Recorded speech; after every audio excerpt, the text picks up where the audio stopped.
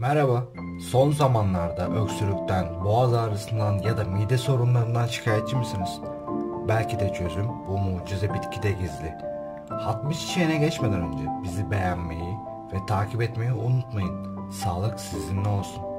60 çiçeği özellikle soğuk algınlığı ve öksürük gibi durumlarda adeta doğal bir ilaçtır.